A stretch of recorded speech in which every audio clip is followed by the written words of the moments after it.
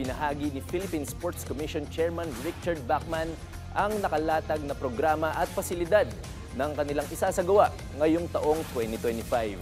Para sa mga detalye, narito ang report ni teammate Paolo Salamatin. Balik trabaho na muli ang Philippine Sports Commission sa kanilang magiging abalang taon na kung saan kaliwat ka ng proyekto at programa ang nakatakda nilang isagawa at tapusin ngayong 2025. Ilan sa kanilang mga tinututukan ngayong taon ay ang pagpapaganda ng kanilang mga infrastruktura, kabilang ang renovation ng kanilang mga dormitoryo sa PhilSports Complex sa Pasig City, renovasyon ng Rizal Baseball Stadium, 12 palapag na multipurpose facility at ang ipinapatayong 7-story facility na magsisilbing dormitoryo ng mga atletang nakadestino sa Rizal Memorial Sports Complex sa Maynila.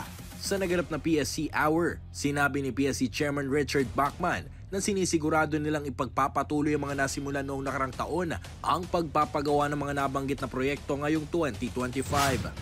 We started late last year yun sa facilities. If you remember, yung Pencaxilat and boxing was torn down and we finished the foundation and we're building a 7-story building. Yun sa, if you visited PSC lately, yun sa baseball, the gallery is being broken down and retrofit.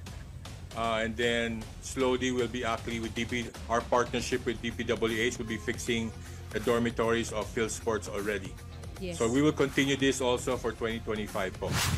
Maliban pa sa pagpapatayo ng mga pasilidad, nais rin ni Bachman na siguruhin ang kalidad ng bawat ipinapatayong gusali at pag-maintain ng kaayusan nito na inaasahang tatagal ng mahabang panahon. One thing I want to ensure also, mahirap din to actually lobby for funding for all these projects and improvements of PSC na wala tayong maintenance programs to maintain all these facilities. So I'm making sure that PSC employees in charge of all the venues, that we need a new maintenance program to maintain all these facilities. If we do have to get a foreign corporation to teach us, then by so be it. We will actually have them come over and train our local venue managers to maintain the proper facilities. Kasi sayang din yung pera na ginagastos para sa mga facility.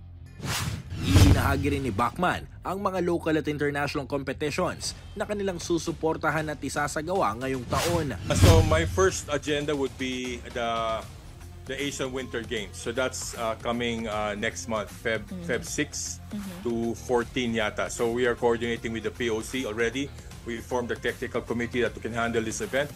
Si Richard Lim yata yung chef de mission. Yes. So we are in constant communication with them. And then we also have the Southeast Asian Games, December. So we are also formed a technical working group that can handle this event as well. Now I've been in constant contact with Sir Tatsu Sara of FIVB. So we actually have a meeting with the committee, Jan 10, to actually plan for already the FIVB. That's 10 months, I think 9 months or 10 months to go. Yes. And then we also have a lot of, we have gymnastics, futsal, and weightlifting that we're still checking if pumasok sa budget natin for this year. And then once na we find out kung meron o wala, then PSC will also continue to help the NSA to ask to get more funding for their event po. Samantala, nakatakda ring ipagdiwang ng PSC sa darating na ika-24 na Enero ang ika-35 taong pagseserbisyo ng kanilang ahensya sa mga Pilipinong atleta. Paolo Salamatin para sa Pambansang TV sa Bagong Pilipinas.